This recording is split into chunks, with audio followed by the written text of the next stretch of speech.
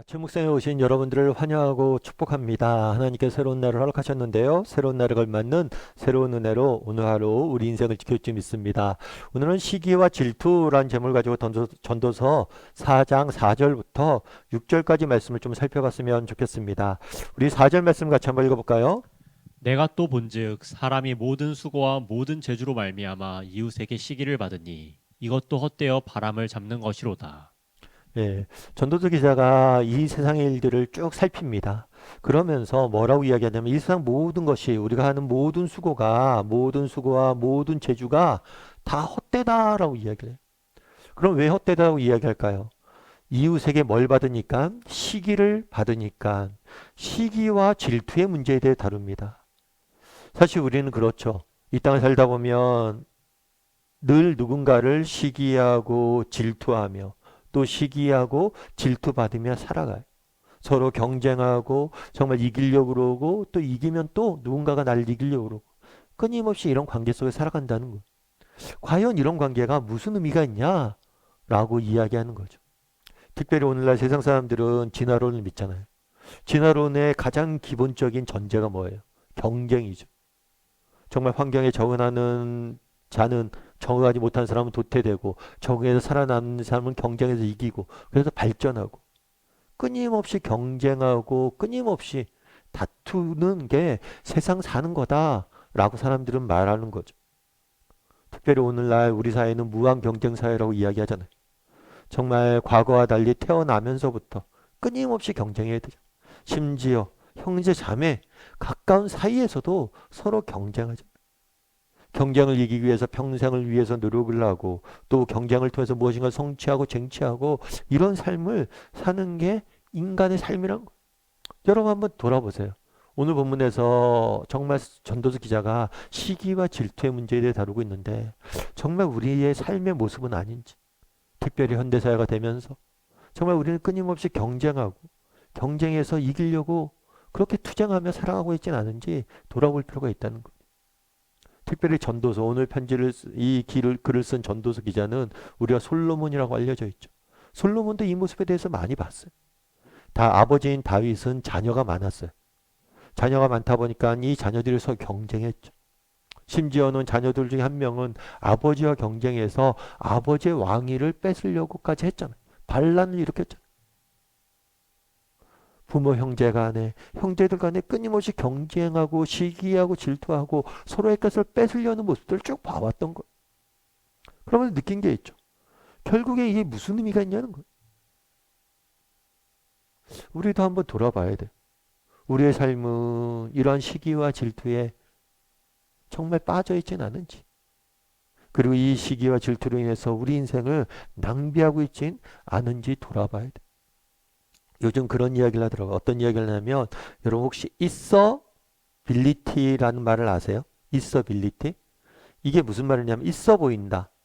있어 보인다 플러스 능력, 어빌리티. 그래서 신조어라고 그러더라고요.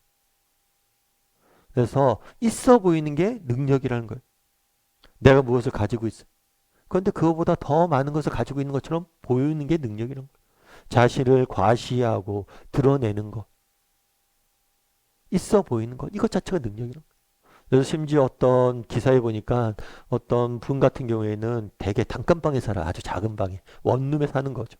그런데 거기다 최고급 가구를 갖다 놓고 사진을 이렇게 저렇게 찍는 거예요.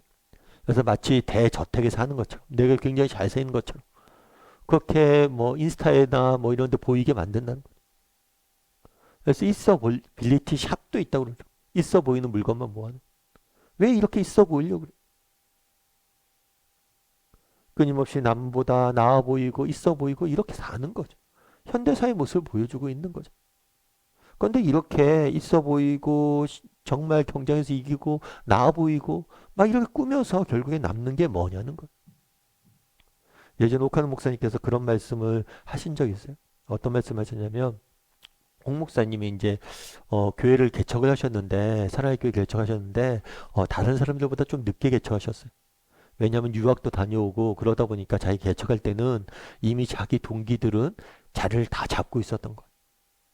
자리를 다 잡고 목회를 잘하고 있었던 거예요.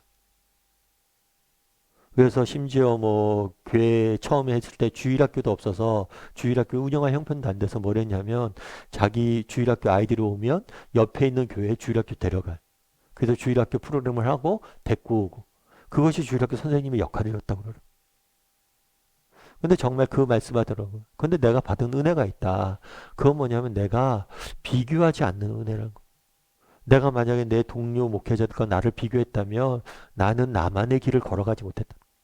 목사님이 유학을 가고 돌아와서 사랑교회 결정했을 때 자기만의 꿈이 있었던 거예요. 아, 제자 훈련하는 교회를 세워야겠다. 근데 정말 비교하고 그랬다면 나만의 길을 못 걸어갔다는 거. 그래서 자기는 비교로부터 자유로워지는 은혜를 받았다는 거. 참 그 얘기를 듣고 공감이 됐어요. 정말 우리도 정말 비교로 인해서 정말 시기와 질투로 인해서 우리의 인생을 낭비하고 있지 않은지 돌아봐야 돼. 내가 우리 것들을 왜 합니까?